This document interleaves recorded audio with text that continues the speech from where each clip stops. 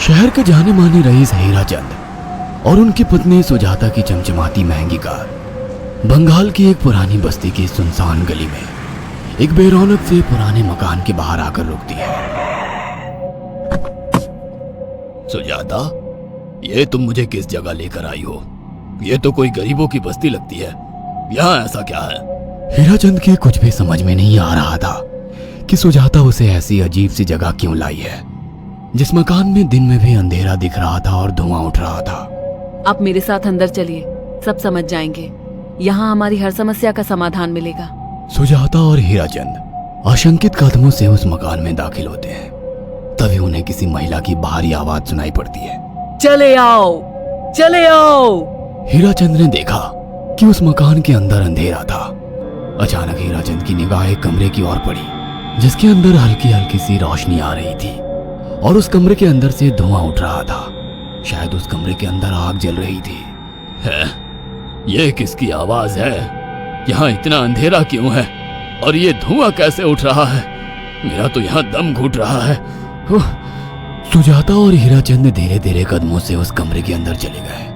अंदर वाले कमरे में बिखरे बाल वाली एक खूबसूरत सी बूढ़ी औरत सामने जल रही आग में एक मुर्गी की गर्दन काटकर उसका खून गिरा रही थी और मुर्गी का शरीर छटपटा रहा था।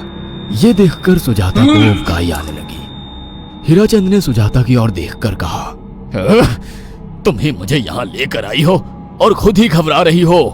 कौन है ये भयानक सी शक्ल वाली औरत और हम यहाँ क्यों आए हैं?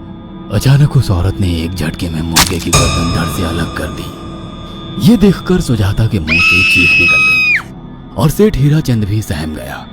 वो बहुत डरावना नजारा था। ये अघोरा ताई हैं। ये हमें अपनी काली तंत्र विद्या से संतान सुख प्रदान कर सकती हैं। इसलिए मैं आपको यहाँ लेकर आई हूँ। कैसी बात करती हो?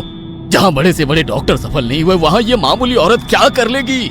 हीराचंद की बात सुनकर अघोरी ताई ने गुस्से से हीराचंद की ओर देखकर कहा, नादान हीराचंद, काली विद्या में इतनी शक्ति है कि मरे को भी जिंदा कर दे।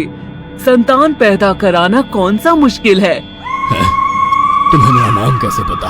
क्या तुम सच में हमें संतान सुख दिला सकती हो? तुम जितनी दौलत मांगोगी मिल जाएगी, अगर ये संभव है तो। संतान का नाम सुनते ही हीराचंद की आंखों में चमक आ गई। वह संतान के लिए कुछ भी कर सकता था। तुम लोगों को मुझे एक नवजात शिशु लाकर देना होगा। मैं उस शिशु की बलि चढ़ा दूंगी और फिर वही शिशु तुम्हारे घर में फिर से जन्म लेगा। नवजात शिशु की बलि का नाम सुनते ही सुजाता और हरिचंद डर के मारे सिहर गए, पर उनकी आंखों में उनकी संतान का सपना ज्यादा बड़ा था। वो सब करने को तैयार थे। अघोरा ताई, आप जैसा कहेंगे हम वैसा करेंगे। बस हमें संतान सुख दिला दो। बिना वारिस के हमारी दौलत किस काम की? संतान सुख के लिए अंधे हो चुके सुजाता और हरिचंद अपनी नौकरानी शीला से एक नवजात बच्ची चोरी करवा के अघोरी ताई को दे देते हैं।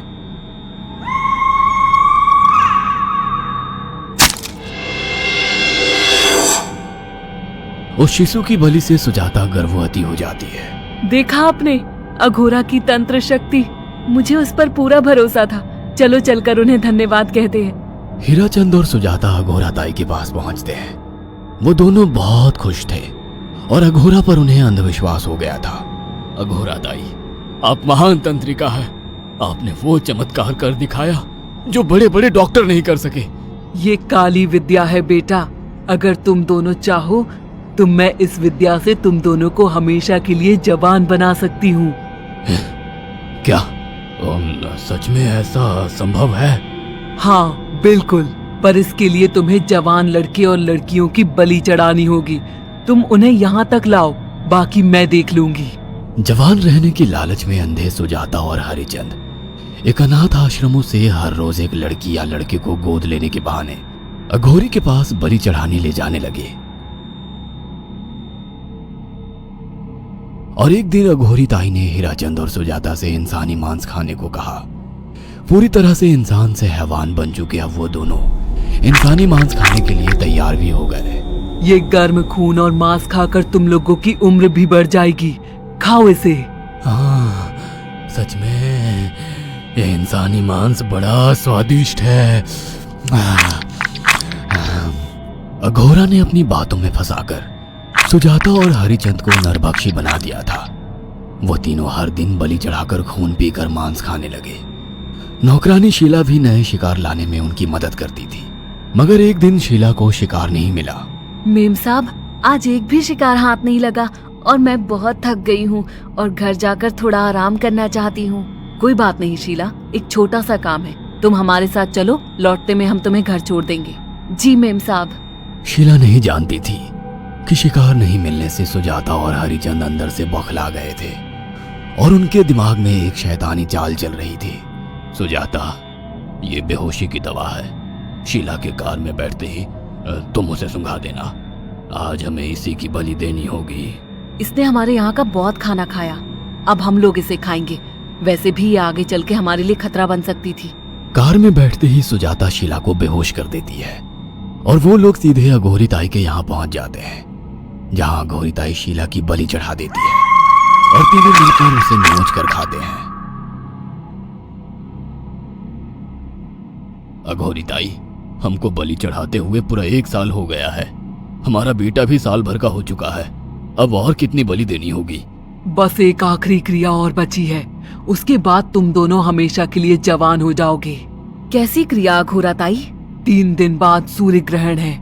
हमें पास के घने जंगल में एक विशेष क्रिया करनी होगी। उसके बाद तुम लोग कभी बूढ़े नहीं होगे।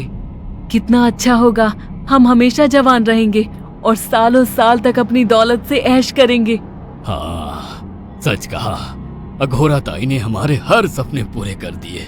3 दिन बाद बंगाल के बियाबान जंगल में कोहरे और ओस से भीगे पेड़ों के बीच एक घने बरगद की बेलों पर कटे इंसानी सिर लटक रहे थे, जिसमें से खून टपक रहा था। काले जादू का सामान भी रखा था।